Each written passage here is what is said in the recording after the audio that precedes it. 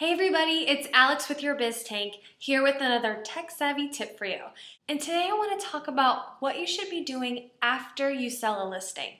Okay, so tip number one is to make sure you go on Trulia and Zillow and look at your past sales, because they now have a past sales inventory. Every home that you sell, whether it's a buyer or seller, is stored inside your profile on Trulia and Zillow. So make sure you're actively going on after each closing and putting your sold listing there, or making sure that it makes it there. You can also do this with your buyers as well. But when a buyer or a seller comes to your profile, you want to make sure they see your accurate number of sales. You don't want them to see you've only sold 2 homes in the past year, because maybe you sold 22. Or maybe it only shows that you've sold 5 homes in that certain area when you've sold 35. So make sure that you know your numbers and that it's showing accurately on Trulia and Zillow. The second thing I want you to do is to make sure that you know your numbers.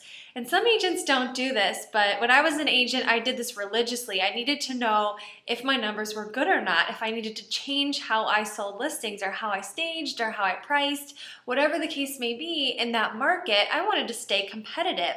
So I always knew my days on market. I always knew my average list to sales price, and I used it in my marketing, and I encourage you to do the same. So how many days does it take you to sell a home? Do you know your average list to sales price? Is it 98%?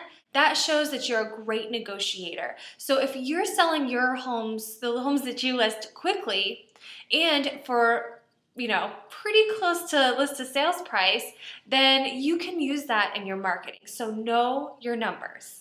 The third thing I want you to do is to use your current business to get more business. Now, for some people, this means just sold postcards in their farming neighborhood. Some people, it means, an email out to their sphere. Some people, it just means blasting it out on social. So what does that mean to you?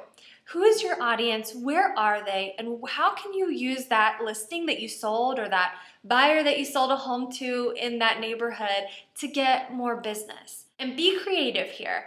Don't just say, I sold this listing in this neighborhood. Be a little more creative than that. So if that home sold quickly in 2 days at 105% listed sales price, you should share that with people. Share with them that you can sell a home quickly, you know what you're doing, and you can get them the most money. Or on the flip side, you got them a great deal on the buying side. With these 3 tips, I know that you can put this into your system.